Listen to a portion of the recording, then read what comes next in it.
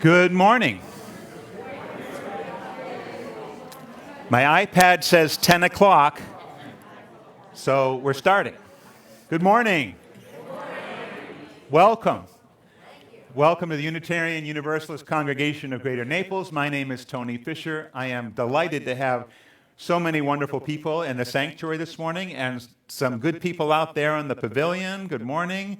And I'm welcoming you also who are watching us virtually on our live stream. Welcome to you this morning. It's great to have you with us. I am just excited about this morning's service, though it is something of an interesting nature in terms of All Hallows Eve and the subject matter. But I'm grateful you're here. We'll have a candle lighting ritual this morning, so you're invited to participate in that. I'm grateful that we have Daniel Goodsit in the AV room, because otherwise you wouldn't hear me, and they wouldn't see me, and it would be a mess. Grateful to have Abby and Sean Allison, our co-music directors, with us this morning, and their guest, Dave Dust, who's been with us before playing the guitar today. And I am very grateful for our wonderful worship associate who carries many services by herself, but welcome, Patty Bryan. Good morning. Welcome to the Unitarian Universalist Congregation of Greater Naples. Let me add my own words of welcome. Whether you're here in our sanctuary or you're out on our pavilion or watching us on Facebook Live at home, we are grateful to have you with us. And we're no less grateful if you found another time to watch the recorded service on Facebook or YouTube. My name is Patty Bryan, and I'm your worship associate this morning. The mission statement of our congregation, which was developed by the congregation over 7 years ago, states, "We are a welcoming congregation, freely seeking intellectual and spiritual growth. We strive to create a larger community of peace, justice, and love. And we are a people that try to live our values out in public." If you found us online for the first time, we hope you'll make yourself known in the comments section below our Facebook live stream so that we can say hello. We also hope that you'll email our administrator at office@uunaples.org. That way, we can include you in our regular email news blasts. And we can let you know about all the upcoming learning and fellowship opportunities right here at UUCGN. And now, let's settle ourselves into this time of worship with the morning prelude.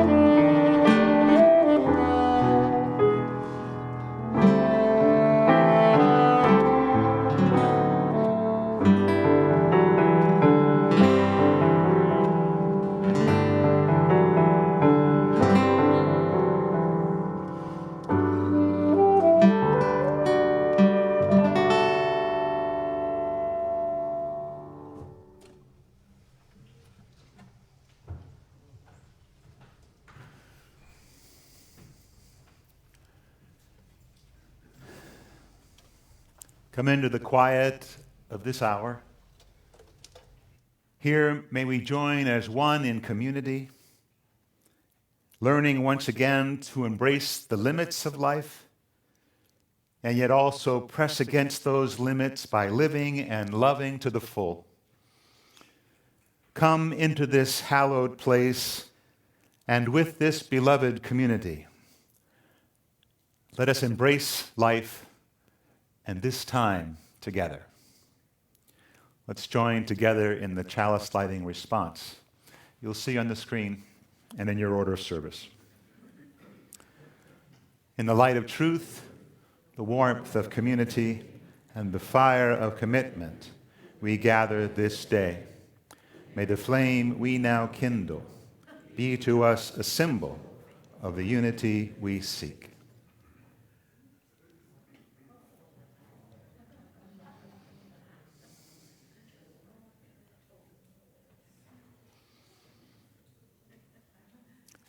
And let's join together in singing our opening hymn, The Leaf Unfurling. The words will be on your screen or in your books, number 7.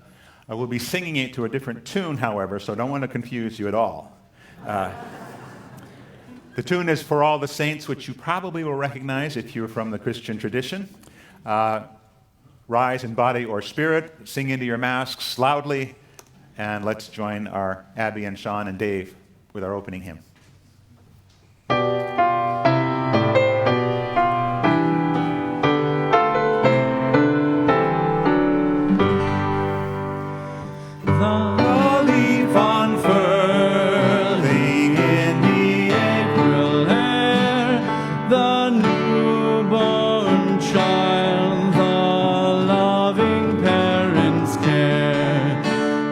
Constant calm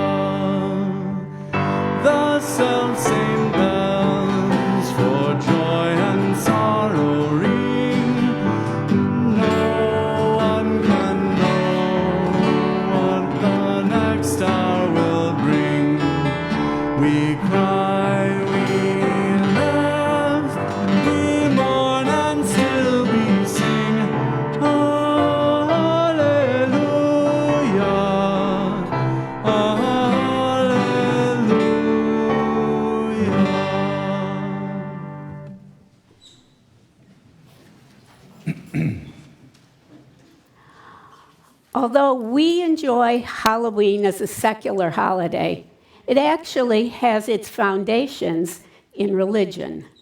The word hallow means holy, and "een" is a suffix that means evening. It refers to All Hallows Eve, the night of before the Christian holy day, All Saints' Day. That falls on November 1st. The next day, November 2nd, is All Souls' Day. All Saints' Day is a celebration of saints, those people who are believed to be in heaven through their own good works or God's grace. All Souls' Day is a day to pray for all the souls that are in purgatory, waiting and hoping to get into heaven. Even before these Christian holy days existed, there were festivals on November 1st. The Celts, who lived 2,000 years ago, observed Samhain, the holiday that celebrated the end of summer, the harvest, and the beginning of winter and the new year. The Celts believed that the ghosts of the dead returned to earth on October 31st. When it was thought that the ghosts had come back, some people were afraid that if they went out, they might run into ghosts.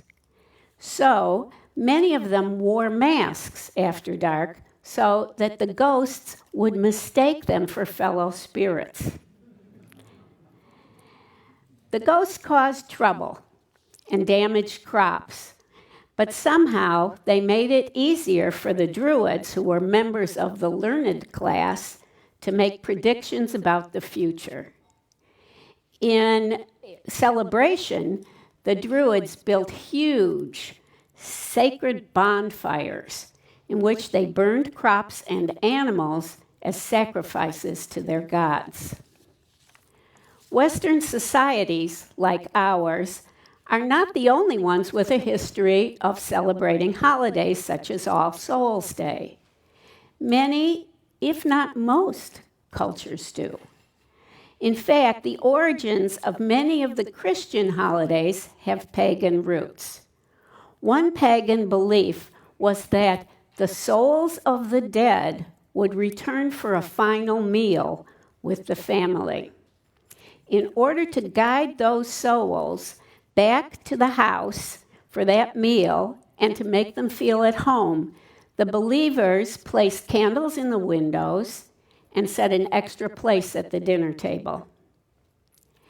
Festivals of the dead appear in cultures as diverse as those of Peru, the Pacific Islands, ancient Egypt, Mexico, Japan, and Northern Europe. Actually, Halloween can be said to have derived from some of those traditions. The timing of many of these traditions is often related to the autumnal equinox, the day in the fall on which the night and the day are the same length. An example is a festival in Japan, in which the holiday surrounding the equinox involves paying respect to the dead. And in Mexico, the celebration of Dia de los Muertos, the Day of the Dead, is rooted in the ancient cultures of the Aztec, Toltec, and other Nahua peoples. In these pre-Hispanic cultures, death was considered a natural phase in life's long continuum, and the dead were still members of the community, and they are kept alive in memory and spirit. In fact, in some of those cultures, mourning the dead was considered disrespectful. In truth, there are probably about as many cultural beliefs, traditions, ceremonies, and celebrations of death and the dead as there are cultures. Let's sing together our centering hymn, gathered here, number 389 in the Gray Hymnals. We'll sing it through once together and then twice, I think. Once together and then twice, possibly as a round. Feel free to join either Sean or me as we lead those particular pieces.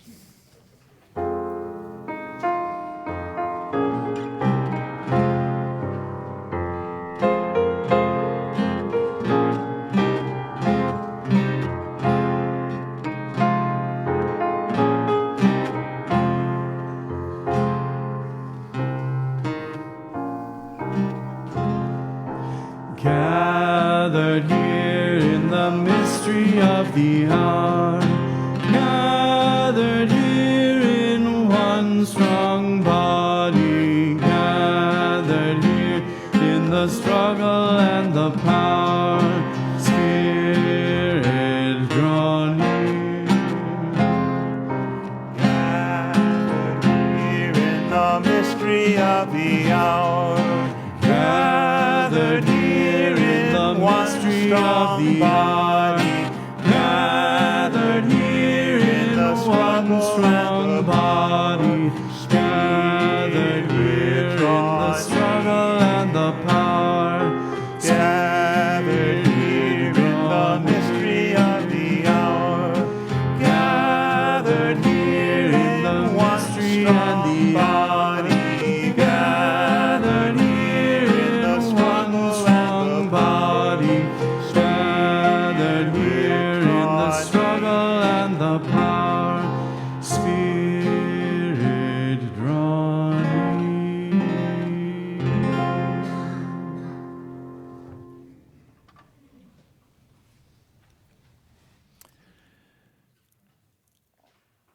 The air feels wonderful.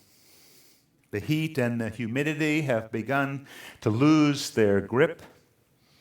There's actually a freshness in the air. And next weekend, with the end of daylight savings, we will become even more aware of the darkening time of year. Over this weekend and into this evening, our children and grandchildren, and maybe even a few of you, will be playing a little bit with death and fear as they go out with their masks into the night. Tomorrow is All Saints' Day on the Christian calendar, and Tuesday, All Souls' Day. And those next 2 days bring the celebration of Dia de los Muertos, the Day of the Dead. That culminates on Wednesday afternoon with our Hispanic neighbors visiting the grave sites of family members, celebrating, remembering, and honoring. Most of the grave sites of our ancestors are far away, but we can also honor those who have gone before us. And we'll do that in a few minutes when I invite you to come forward to light a candle for anyone you wish to remember. But for now, I invite you to sit comfortably in your chairs for a moment, quiet your mind, and as Abby and Sean play Spirit of Life, take some time to remember those people who have influenced you, who have made you who you are, who have passed into the mystery of death.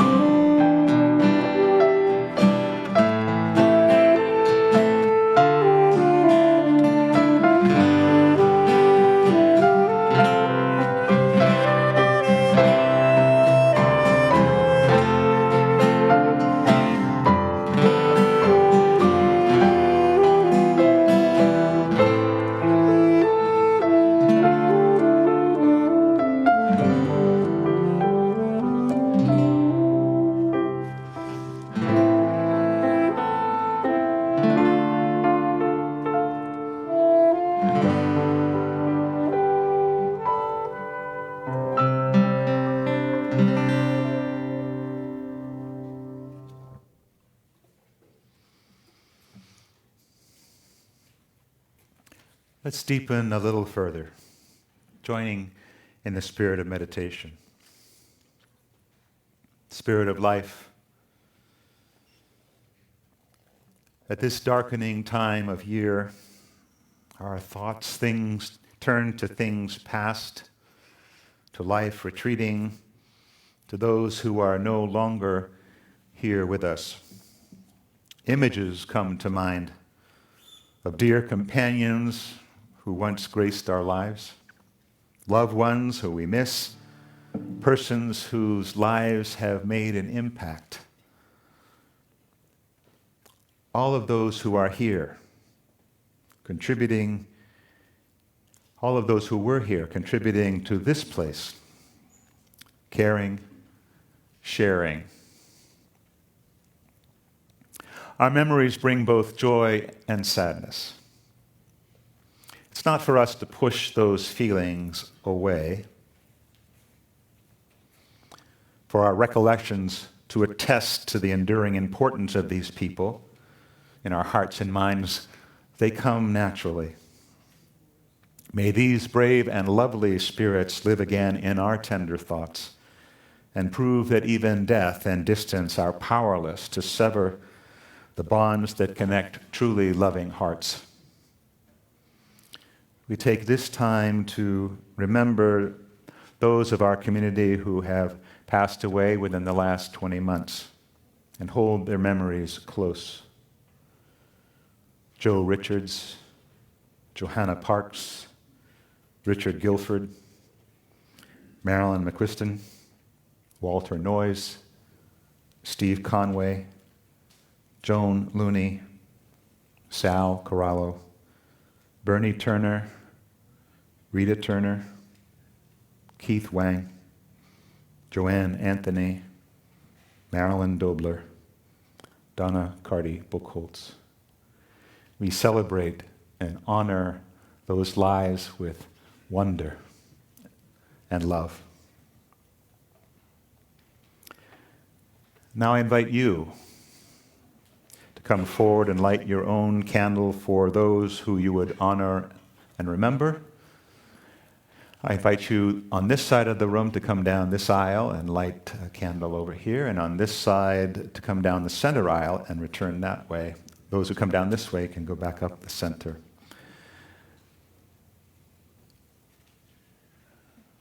Ready? We're ready.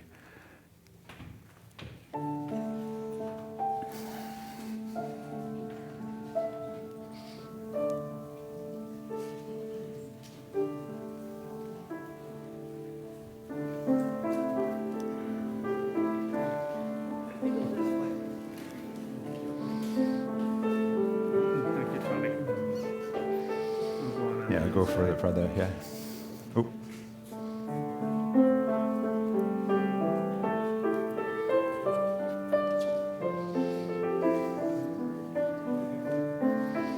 Should go to the back, maybe?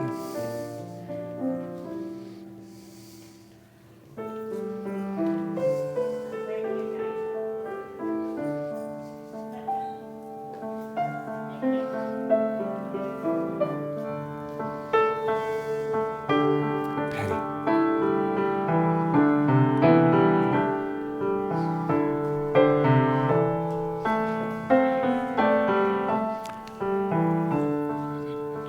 You have a candle.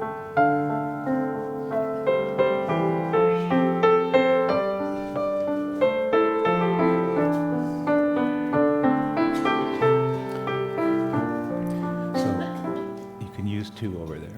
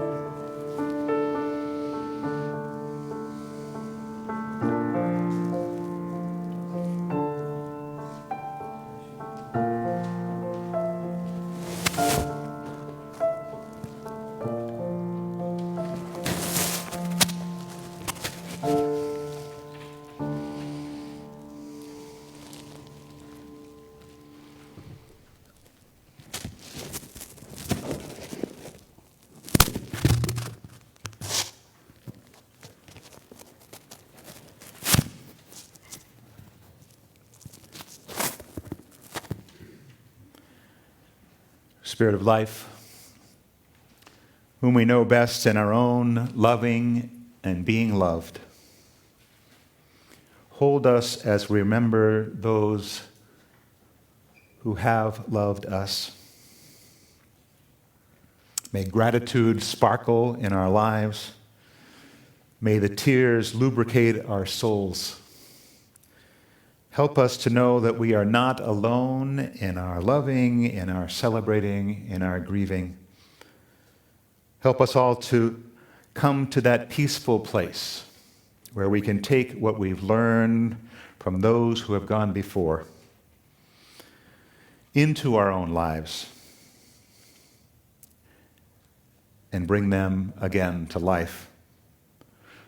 Remind us that we too are mortal, and that the only enduring legacy we leave is the love that shines in all that we do.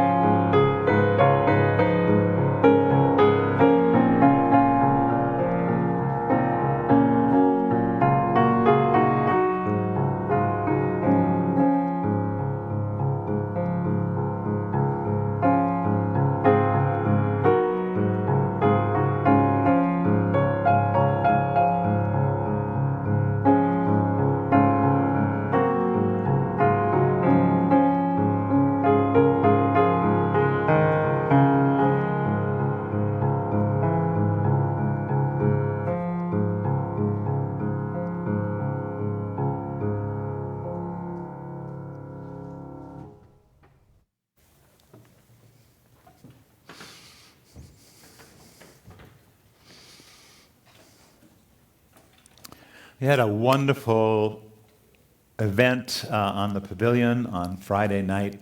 It's just a sort of a wonderful joining together of our families and even the wider community and our annual Fall Fest pumpkin carving. You saw some pictures if you were watching the slides before the show. We had 30 people out there, just having a great time. Quizzes and spooky stories and trick-or-treating, carving pumpkins. It was a great time. It reminded me of the times when I would want to carve a pumpkin, but maybe even before I had hands that could do that, having hands to help, and then learning and growing from that and getting very elaborate with some of my pumpkin carving. How many of you remember that with some sense of lots of hands?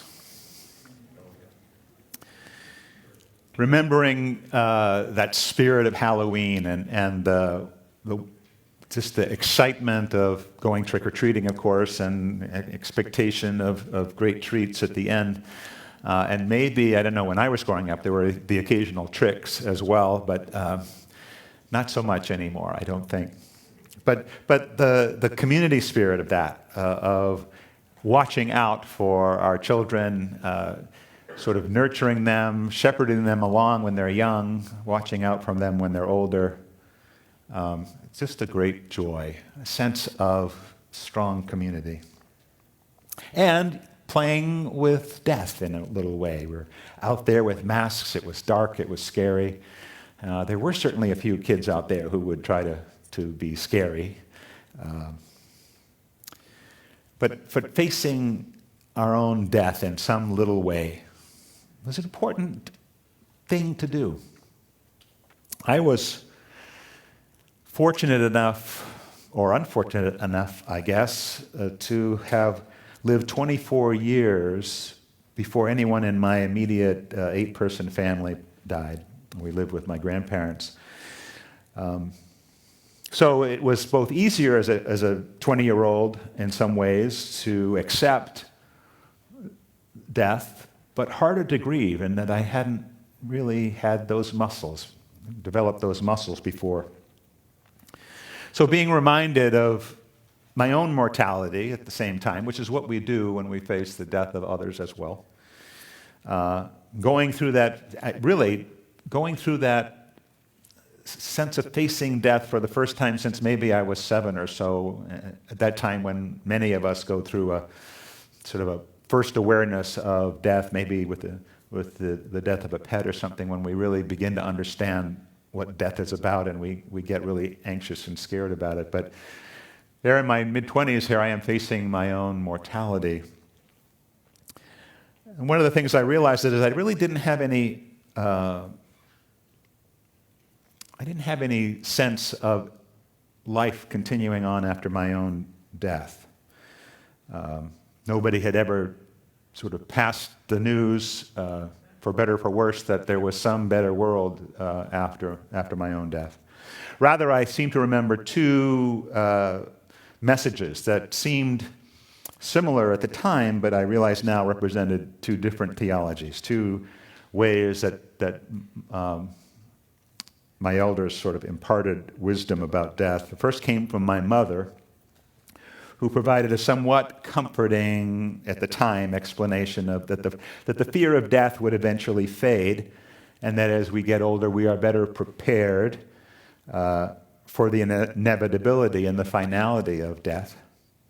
And later in life, she put this view into verse, the final lines of her poem reading, "The changes that are wrought as we let go are never ending, until our turn comes to leave what we have done behind and let another work the final sums. For me, when it is finished," she wrote, "let there be the elegant silence of eternity." The second message / theology that I absorbed came from my grandmother, Fisher, who was always learning, forever reading, always curious. What she shared as we got older was that we were able to face the mystery of death with more curiosity than fear. The lines from Mary Oliver poem, "When Death Comes," aligns with my grandmother's thoughts. Oliver wrote, "When death comes like an iceberg between the shoulder blades, I want to step through the door full of curiosity, wondering, what is it going to be like, that cottage of darkness? I've come to some place in between those two views, accepting the finality of death, but finding the mystery in the motivational power of death to move us on so many levels, to create meaning, to leave a legacy, to come to terms with our own successes and failures. For me, however, it is our shared fate that pulls us towards each other and calls us to remember.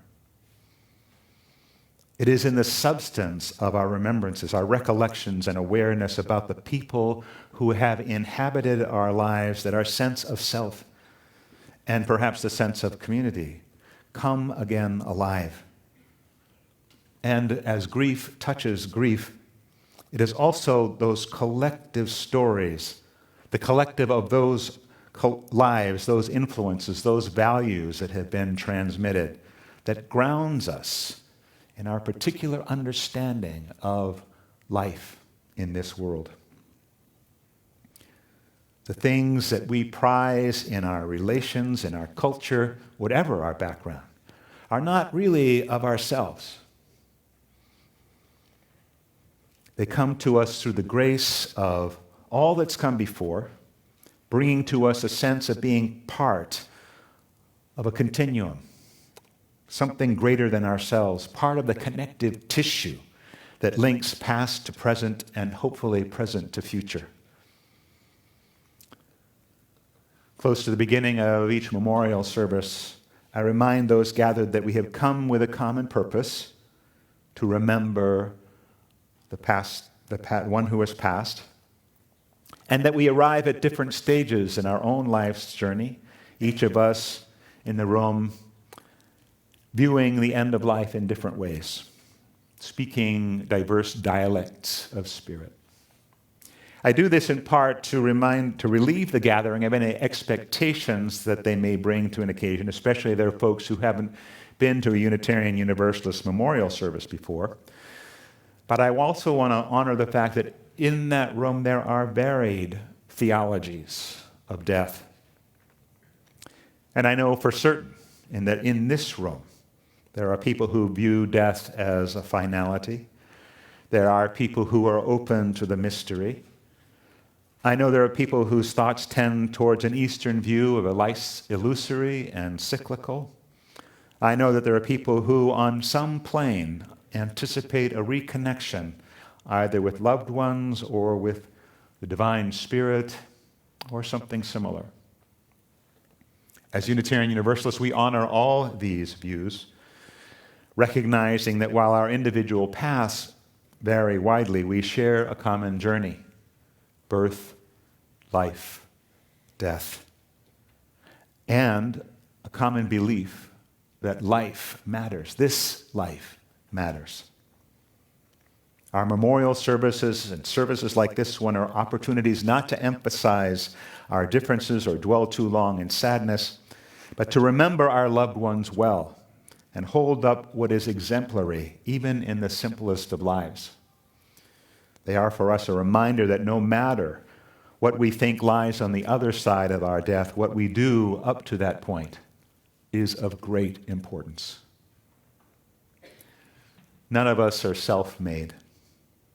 What has been passed to us, directly or indirectly, is a gift that needs to be remembered forward, conserving what is good, rectifying what is not, adding and refining those things of value that come out of our own experience, making the effort not only to share generously what we have learned, but to remind those who follow to keep their minds and hearts open, being aware of the pitfall of being too certain.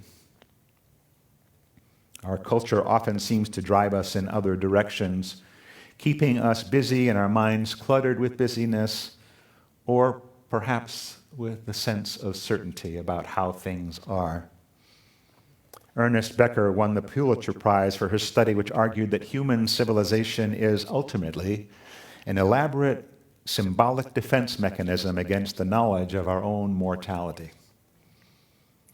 All Hallows Eve, the pagan celebration of Samhain, All Saints' Day, All Souls' Day, the Day of the Dead, all serve to lower our defenses by creating specific times when we purposefully confront death, recognizing it as a part of life and offering us the opportunity to rediscover, perhaps reconsider our own lives. For pagans, this is the moment when the wheel of the year rotates into the dark half of the year. The harvest is in, and it's time to prepare for the long winter. For Celtic people, it was the point of the year when it was believed that the veil between the visible and invisible world reached its thinnest point, a time when it was most possible to connect with the spirits of family and friends who had departed. These are celebrations that come down to us from the rich heritage of human experience from the beginning of time. Human beings have felt the need to confront death in order to reawaken the mystery and wonder of life.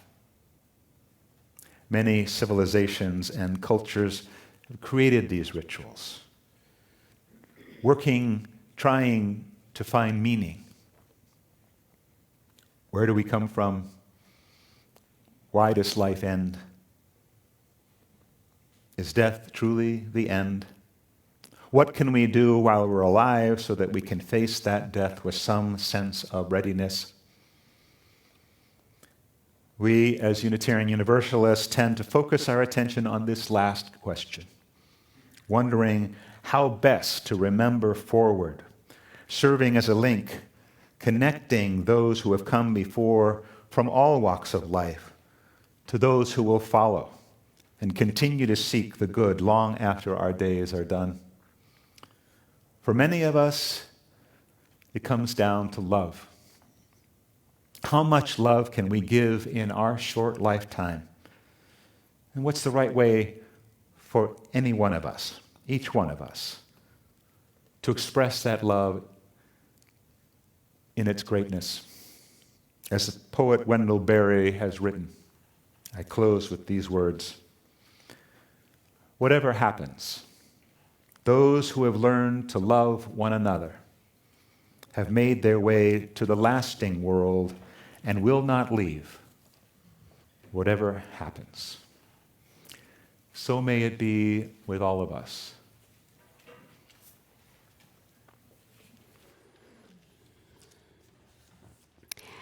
As we take time to consider these words and today's message, let's also take time to show our gratitude for this community and all that it does.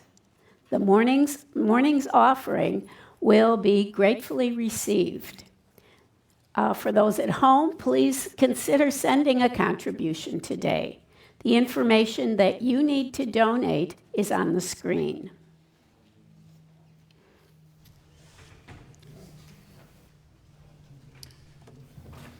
I'm just going to say a couple words about the offertory today.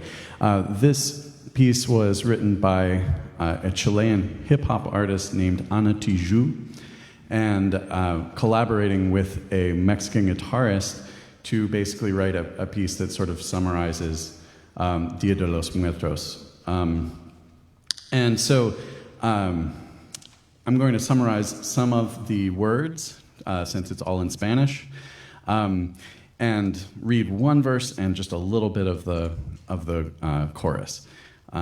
So, when I die, I want from you your kiss and a crown of flowers, my darling.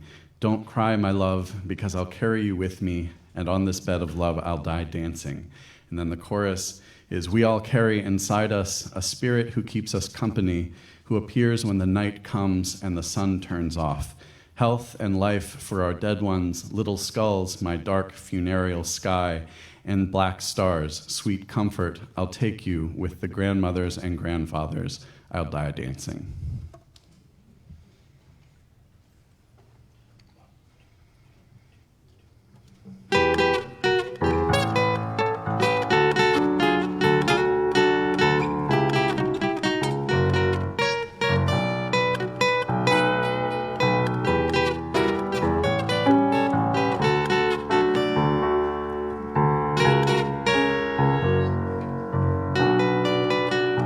Cuando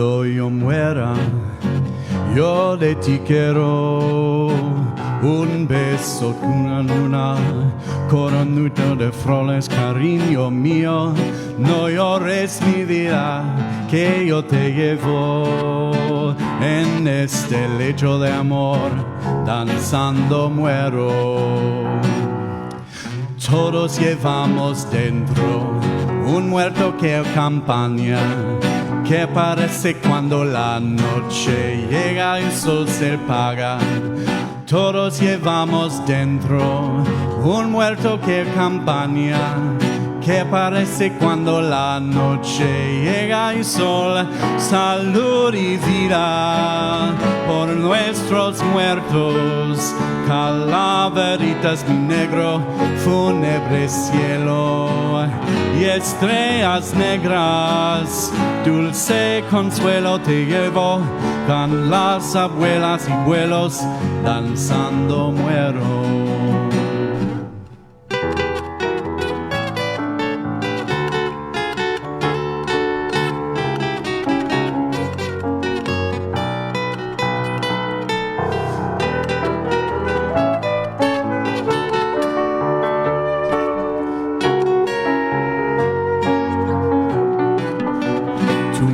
Acompañas en cada beso y cada verso. Tu voz yo siento, cariño mío, y aunque pasa el tiempo, todo de ti quiero. Un pedacito de tu memoria, cuerpo. Todos llevamos dentro un muerte que campaña, que parece cuando la noche llega, el sol se apaga. Todos llevamos dentro un muerto que campaña, que parece cuando la noche llega el sol. Salud y vida por nuestros muertos, calaveritas mi negro, fúnebre cielo y estrellas negras, dulce consuelo te llevo, con las abuelas y abuelos danzando muero.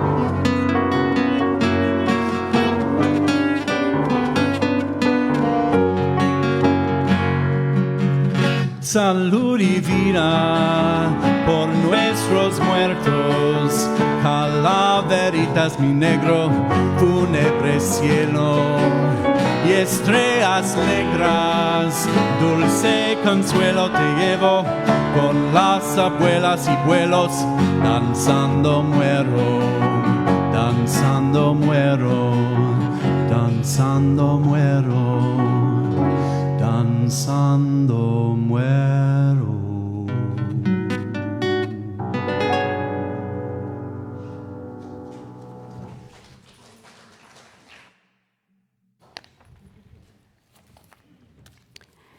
We take just a few moments now to bring you up to date on all congregational events that you should be aware of. There's a lot beginning right here at UUCGN. So for a listing and an explanation of all the scheduled activities, please take a peek at the email notices, the Sunday news, and the monthly newsletter, which will be sent out this week. All of these will give you links to learning and fellowship opportunities that will feed your mind, body, and spirit. Again, if you'd like to be on our mailing list, please send an email to office@uunaples.org. Now for the special announcements of congregational life. Number one, The reopening committee reminds everyone that the sanctuary has been reopened for in-person attendance at 100%. Masking is required throughout the service, both inside and out, and we are maintaining social distancing practices. We've started to offer simple coffee service on the pavilion after the service. So, the lively fellowship of the congregation is bubbling along right with the coffee. Mindful Monday Forum returns tomorrow evening with an important program about domestic violence and trafficking in Southwest Florida. Dr. Sharon Henry Woodby from the Zonta Club of Naples will be our presenter. The Zonta Club is the International Women's Rights and Advocacy Organization. Please check out the Sunday News for information about logging on to that forum. And Wonderful Wednesday will be back next week on November 10th with a program offered by our own Tabitha Stadler, Executive Director of Environmental Protection in the Caribbean. And the choir has begun meeting on Thursday evenings. Don't be shy, join up. Our choir adds so much to the worship services, and participation is fun. All voices are welcome. And now, let's join together in singing our closing hymn, number 301, Touch the Earth, Reach the Sky.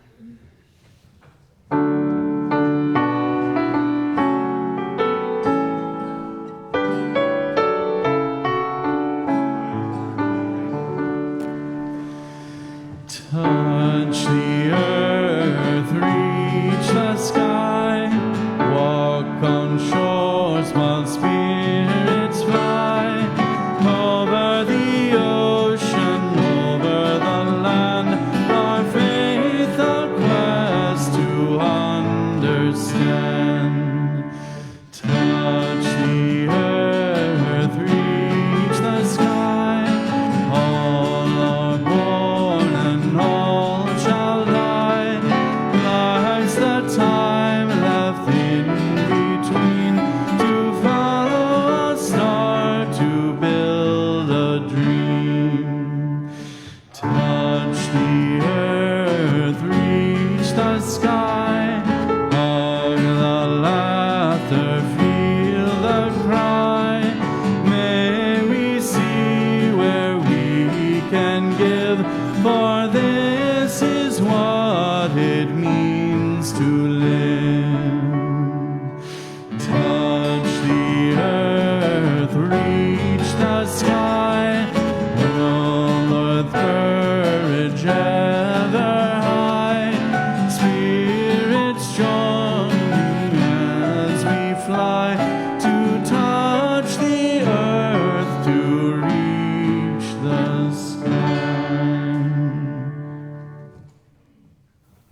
On this All Hallows Eve, may we learn once again to embrace the limits of life, and yet also press against those limits by living and loving to the full, honoring generations past, present, and future.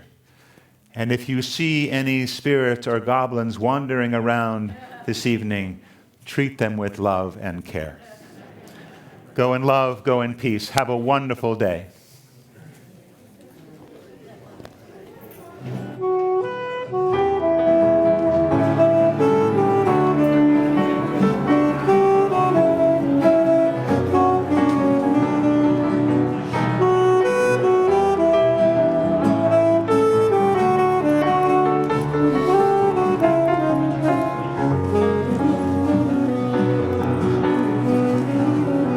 I don't know how to take this.